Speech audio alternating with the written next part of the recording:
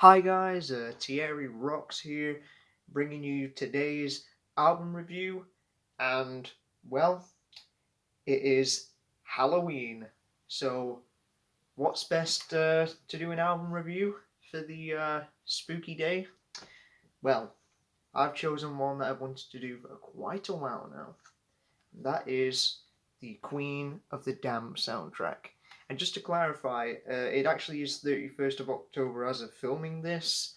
Not sure, hopefully it'll be uploaded real soon. But yeah, so if it's a little late, my apologies.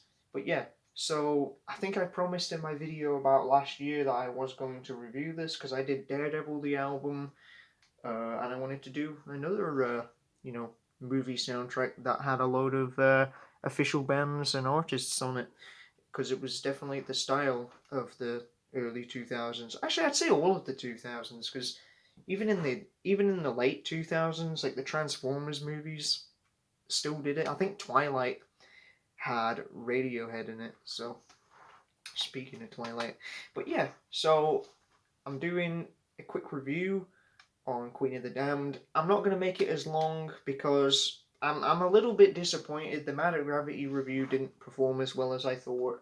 I think because they are such a forgotten band, not many people watched it, honestly. So I think my method is to go through an album much quicker this time, unless it's one that I'm really passionate about. Um, then I don't need to make them as long. So yeah, Queen of the Damned. Halloween special. So yeah, a bit of background on this. Obviously, if you didn't know, Queen of the Damned was a movie released in 2002. I wouldn't. It's a horror movie, but it's not scary in the slightest. I think it might be scary if you're like a 7-year-old who's like scared of vampires, but not really. It's one of those 2000s kind of films where it's like an action stylized film that has a horror elements to it, but it's not very scary.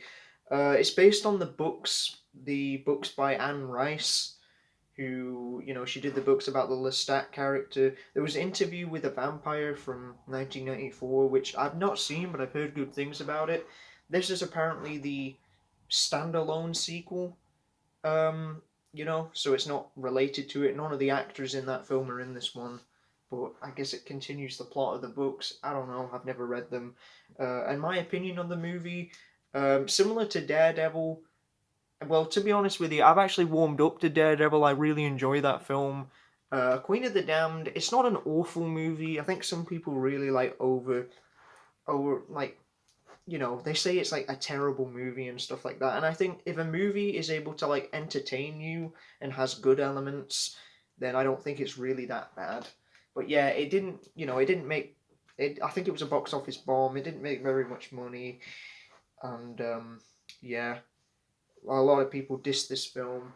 But the thing that everyone seems to agree that was good about it was the soundtrack that whatever, it was released next to it. But yeah, the album released obviously when the film did in February of 2002, which obviously that great year for music, 2002, amazing. And yeah, a lot of people actually say that this is like the greatest new metal movie soundtrack of all time, just like conceptually, and the amount of artists on it and stuff. Well, I'm going to give my views on that because there's lots of other ones. There was Daredevil, which was kind of like post grungy a little bit. There's Freddy versus Jason, which is very I've got there. It's like got metalcore elements to it, and there's like the Scorpion King, Scream 3. There's plenty of other ones. What's Dracula 2000? I've never seen that film, but yeah, Queen of the Damned seems to get most of the praise. But yeah, and we're going to talk about it. So yeah, the cover is pretty much the movie poster. You've got the two stars in it. Lestat, played by, I don't remember his name, but he's in League of Extraordinary Gentlemen. And you've got Akasha, played by Alaya, who sadly passed away during the making of the film, well, after it was done, so rest in peace. And you have all the artists here, and we're going to we're going to talk about why this album is so beloved. And the back of it is a screenshot from the movie, the famous Rose Bath, where the two of them will be, have a very intimate moment in the hot tub filled with rose petals. Very romantic. I like that. Obviously, because this movie isn't an 18, the most they do is pretty much just snog. Like, it's not explicit. Inside of it as well, we've got the CD is shiny and blue, which is very much the aesthetic of the time. It's just the poster. Lestat and Akasha getting intimate, and Akasha as well. I thought she was real hot in that movie. But yeah. Even if it's not a great film. But yeah, the reason this is so beloved is because Jonathan Davis from Korn wrote the songs for this album. I think he did most of them anyway. But yeah, and there was other collaborators, producers, I don't remember the name. But yeah, JD himself from Korn did the music for this. However, because of a record company contract thing, he wasn't allowed to actually, his voice wasn't allowed to be on the album. And so what did they do instead? Well, they decided to recruit most of the popular singers in the nu metal scene at the time to replace him. And boy, did they choose some absolute great ones from some really big bands. So yeah, honestly, I'm so glad that that was chosen. And to be honest, I think some of these are better than the Jonathan Davis versions. And if you do want to find them, I think they're available on YouTube. Some of the music videos that was on the DVD. But yeah, so yeah, that is why this was beloved. But yeah, I'm gonna get to the review soon. I just was gonna mention as well. Sadly, this CD isn't in the best. The case isn't in the best quality. I got it from Amazon, and sadly, they gave me the clean version of it. The one with the swearing without the edits has the parental parental advisory logo sticker on it. But no, but it doesn't bother me too much. And it was released on vinyl, surprisingly, in Coke bottle, where the record is clear, which I'm really surprised about because I thought licensing these songs again for vinyl would have been a nightmare, but I guess it happened. So yeah, but without further ado, let's get into it, and hopefully we can do this a lot quicker. And unfortunately, the problem with this album is that the songs on the back aren't in order of play, and there's no numbers next to them. So if I mess up the order of these, I'm sorry, but hey, it's better than skipping songs, I guess. So yeah, the very first song on the album is Not Meant For Me, sung by Wayne Static, obviously from Static X, the guy with the really tall, spiky hair. Yeah, Not Meant For Me. It really sets up the tone for it, and all the lyrics are kind of about immortality, and I just love the chorus. I'm stuck in this world, alone waiting, you know, and I'm stuck in this world that's not meant for me. I really do like it though. This is a great opening track. And surprisingly, I will say, I'm not the biggest Static X fan. I did try to give their music a listen, but I'm not keen on Wayne's voice as such. But it doesn't really bother me because it's still good. But I think I would prefer JD's version over this. But yeah. Then the next one is Forsaken. That's sung by David Draymond from Disturbed. So of course, Disturbed, they were really big at the time. The Sickness had just come out. I don't think Believe was released at the time this came out, so. But yeah, this one starts off with these kind of it sounds like Middle Eastern kind of instruments. Which is it sounds like a proper movie score. It really does. And David Draymond's his kind of rough kind of what would you say, orchestral kind of voice. You know, that kind of thing. I'm over it. You see, deep forgotten. And then you get to the chorus. The chorus is very dramatic and kind of a downer. It sounds like I cannot be forsaken, 'cause I cannot be the only one Sorry that I forget like the lyrics of these. I'm more interested in melodies more than like lyrics personally. But yeah, he does a great job on this. The snare tone as well has a really nice like a really nice hit to it. I appreciate that. And yeah, it's just very atmospheric, so I appreciate that. And the third song is like from the movie itself is System, sang by Chester Bennington. So yeah, have you noticed a thing yet? A lot of the bands and artists have since passed away a long time ago, and that makes me really sad. So it actually makes this album even more sort of spooky in a way, because Wayne Static's no longer with us, Chester's obviously no longer with us, and Alaya as well. She isn't with us anymore because she was an R&B singer more than an actress, but she did great. But yeah, Chester does a fantastic job. I do like JD's version, and there's a whole music video, um, you know, about it and stuff.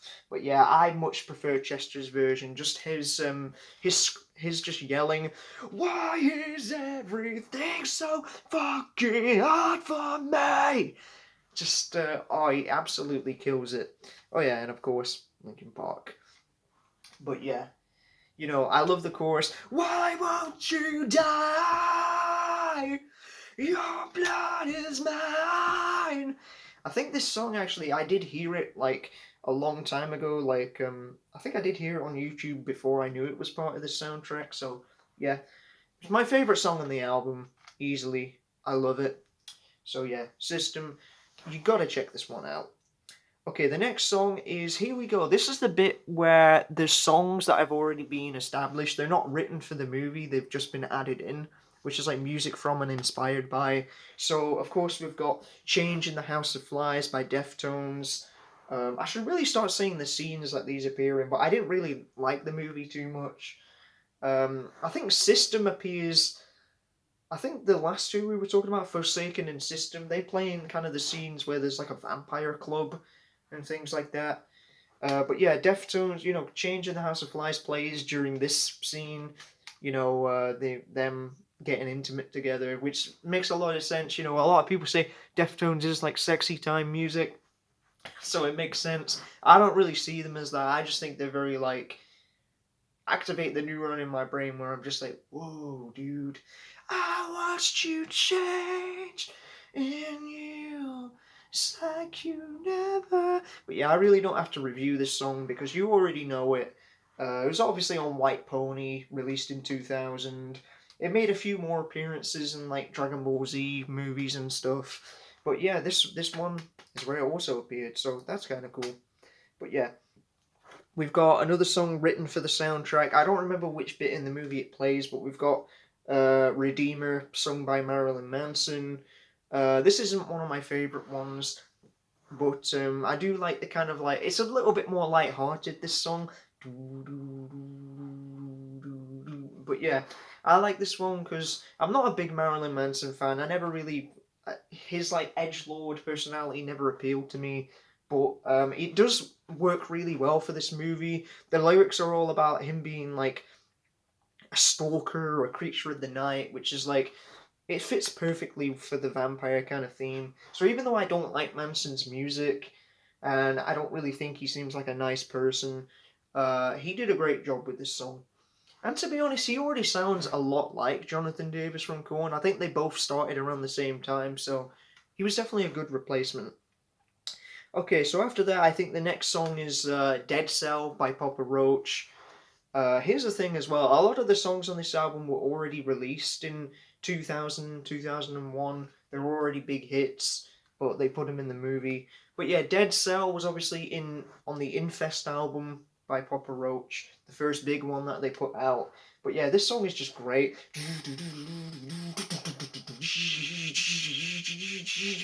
It really gets you hyped and stuff like that. And it's obviously like a rap metal kind of song. Booming no soul, out of control, caught by the throat by the antisocial. Dead Cell. Dead Cell. I think this song was also in a snowboarding game. I think it was Sean Palmer's like snowboarding or something like that. I never played it, but yeah. This song's already great, and it plays in the scene in the movie where it's like Lestat finally has his band together, and they're just like walking through signing autographs. You know, that song's playing, and also you can see a cameo with Jonathan Davis himself in the crowd, I think. So that's really cool. I like that. So the next song is another like existing song. I think it's "Penetrate" by Godhead, which I think that's the order it plays in. If I messed it up, I'm sorry, but yeah, you have to deal with it. But yeah, Godhead I've never heard of until this point, and I'm not a big fan of this song. I do like the ambient kind of guitars.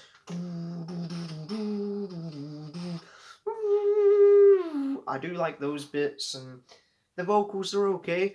I got nothing to penetrate. And the chorus kind of like this one is a lot more hard rock and kind of like upbeat sounding. It's got some industrial elements to it. It's not really new metal, I wouldn't say anyway. But yeah.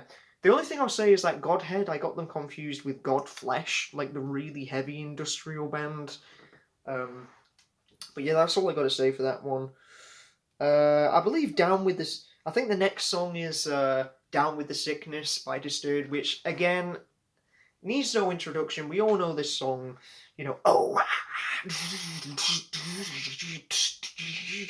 We all know this one. Get up, come on, get down with the sickness. Which, of course, this was one of the first like metal songs I ever heard. Which I don't listen to the song much anymore. I think it's very overrated. My tastes have kind of grown since then. But it's still a classic. And this was in so many movies. Not only Queen of the Damned, but it was also in The One, the movie with Jet Li. And it was also in the Dawn of the Dead remake from 2004. And it was in a South Park episode as well, where Cartman fights the midget. But yeah, this song has been played to death. But the thing I'll mention is that I was actually like open to the fact that I got the clean version, because I assumed, oh, if it's the clean version, it's got the swearing edited out. Maybe they'll take away the cringe, like, oh, mommy, don't do it again, I'll be a good boy section of the song. But no, they just keep it in. And I was like, oh my god. So, naughty words are bad, but singing about like being abused and everything like that, child abuse is fine. I don't know. I don't understand censorship laws. But yeah, that was a really stupid decision. But yeah, this song, you already know it. It plays in the scene in the movie where Lestat's band actually play at the festival, and there's like pyrotechnic flames going on stage. I do remember a lot of the scenes, I just don't remember the context of them as such. But yeah.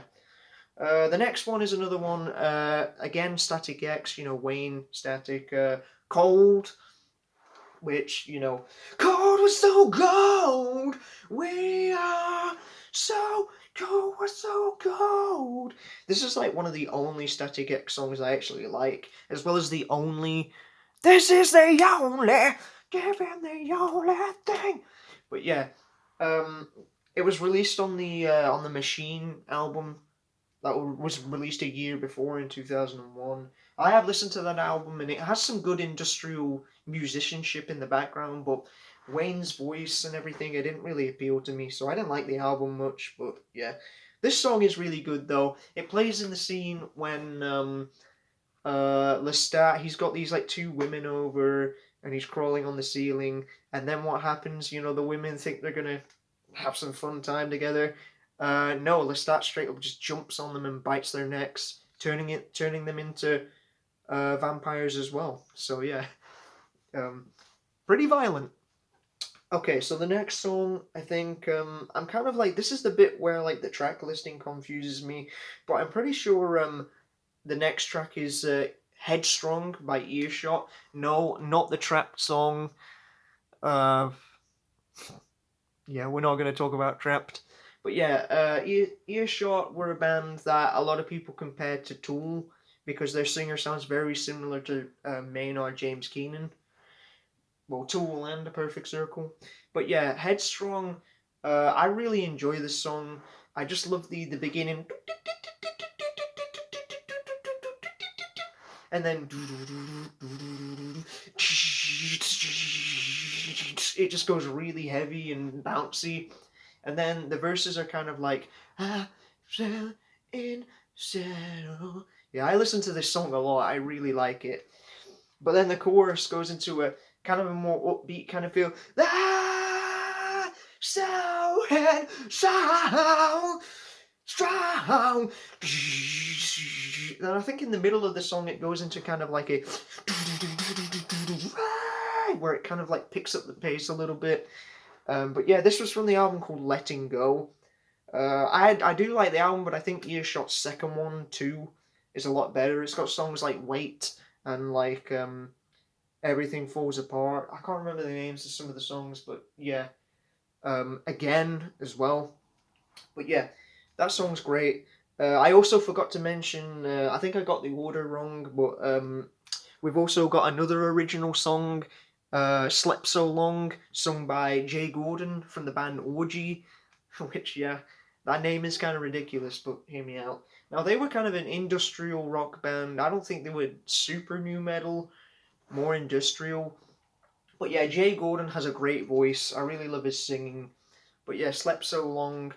Um, this is the one where it's like you can hear the pianos and the kind of atmospheric sounding flutes kind of things.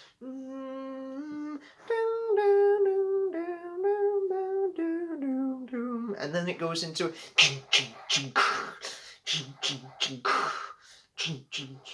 yeah, this is one of my favorite songs on the album. Walking, waiting, Love, I don't care. Do you think you could take my life and fuck it up? Wouldn't you? I hate you.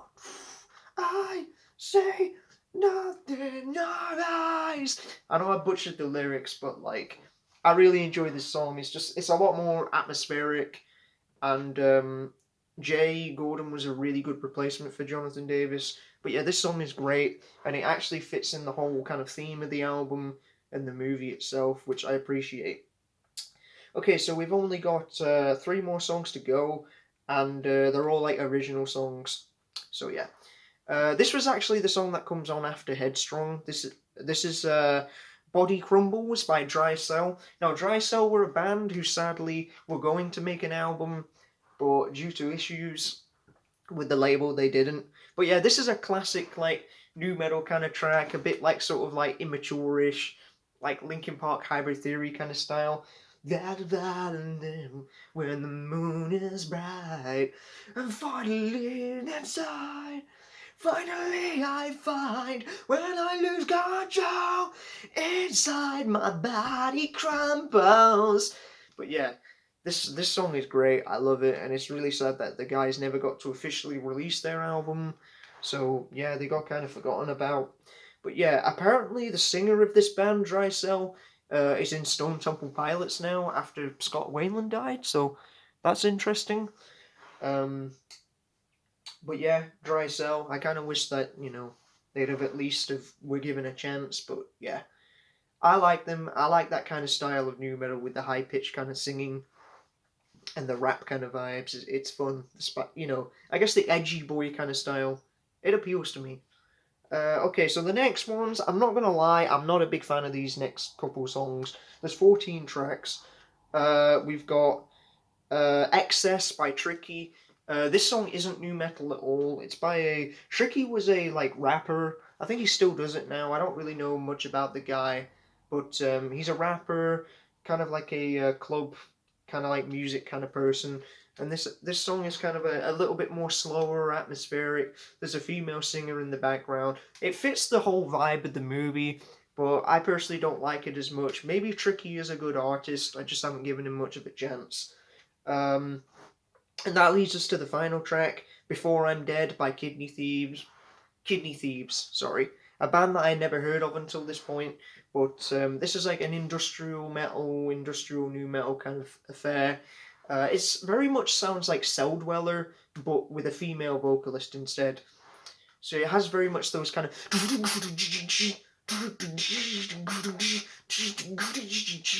But yeah, she has a really good voice, the singer. Um, I still enjoy this song. I haven't listened to it much. I don't really know much else from the band, but from what I remember, it was a pretty good song. So yeah. But that's it, guys. That was my review of the Queen of the Damned soundtrack. What do I think of it overall? I really think the album is great conceptual, like as a concept album for the movie, and it appears like original songs that were written for it. They really did show a lot of love and care for it. However, it's not one of my favorites. I much prefer Daredevil the album and Freddy vs. Jason over there. There's more songs that I like on them. There's a few skippable tracks on this thing that are not really my kind of thing. So, ironically, it isn't my favorite, but I can definitely see why it's so beloved. And I think this album got a lot of people into um, rock and metal and overall gothic kind of vibes. That's what I would say. A lot of the songs are just certainly gothic feeling to match the movie. But yeah, I still think it's a really good album, but I would give it a 7 out of 10. But the original songs are really well crafted, and it's still definitely worth checking out. I mean, I bought a copy, and honestly, it feels good to finally get this one crossed off my list, after so long. But yeah. I hope you liked the video, guys. I hope you enjoyed your Halloween. I dressed as Puss in Boots. That was really fun.